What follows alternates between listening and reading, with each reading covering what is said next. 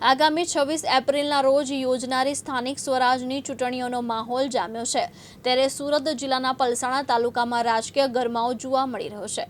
આજે મંગળવારે પલસાણા તાલુકાની લીગડ 2 બેઠકના ભાજપના ઉમેદવાર ગિરીશભાઈ ઈશ્વરભાઈ પટેલ નવા ચૂંટણી કાર્યાલયનું વિધિવત ઉદ્ઘાટન કરવામાં આવ્યું હતું। આ પ્રસંગે પલસાણા જિલ્લા પંચાયત બેઠકના ઉમેદવાર તેજસભાઈ દેસાઈના વરદ હસ્તે રિબિન કાપીને કાર્યાલયનો શુભારંભ કરવામાં આવ્યો। આ ઉદ્ઘાટન પ્રસંગે લીગડ ગામના અગ્રણી અને મોટી સંખ્યામાં કાર્યકરો ઉપસ્થિત રહ્યા। કાર્યક્રમ દરમિયાન બંને ઉમેદવારોનું ફૂલહાર પહેરાવી ભવ્ય સ્વાગત કરવામાં આવ્યું। કાર્યાલયના ઉદ્ઘાટન બાદ ઉમેદવારોએ લીગડ ગામમાં ઘરે ઘરે જઈને જનસંપર્ક સાધ્યો હતો। ગ્રામજનોએ પણ ઉત્સાહભેર દરેક ઉંબરે શ્રીફળ, ફૂલહાર અને કંકુ તિલક દ્વારા ઉમેદવારનું સ્વાગત કર્યું હતું। સ્થાનિક રહીશોમાં ભાજપ પ્રત્યે ભારે વિશ્વાસ જોવા મળ્યો અને બંને ઉમેદવારોને જંગી બહુમતીથી વિજય બનાવવાની ખાતરી આપી હતી। મારું નામ ઉમેશ ઈશ્વરભાઈ પટેલ, ગામ લીંગડ।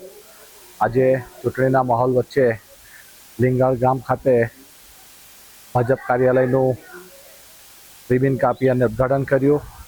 અમારા ઉમેદવાર તરીકે તાલુકા પંચાયતના ઉમેદવાર તરીકે ગિરીશભાઈ ઈશ્વરભાઈ પટેલ અને જિલ્લા પંચાયતના ઉમેદવાર તરીકે તેજસભાઈ નાયકની બંને ઉમેદવારોને ફૂલહારથી સ્વાગત કર્યું અને ગામજનો એકત્રિત થયા હતા અને ત્યારબાદ લીંગડ ગામમાં ઘરે ઘરે એમને શ્રીફળ અને હાર તોરા દ્વારા કંકુ તિલક દ્વારા સ્વાગત કર્યું અને ખૂબ જંગી બહુમતીથી એ જીતાડવાની બાંહેધરી આપી છે। લીંગડ ગામના દરેકે ઘરે ઘરથી અમને સારો એવો સહકાર મળ્યો છે અને સારા એવા ગામજનો એમની સાથે જોડાયેલા છે।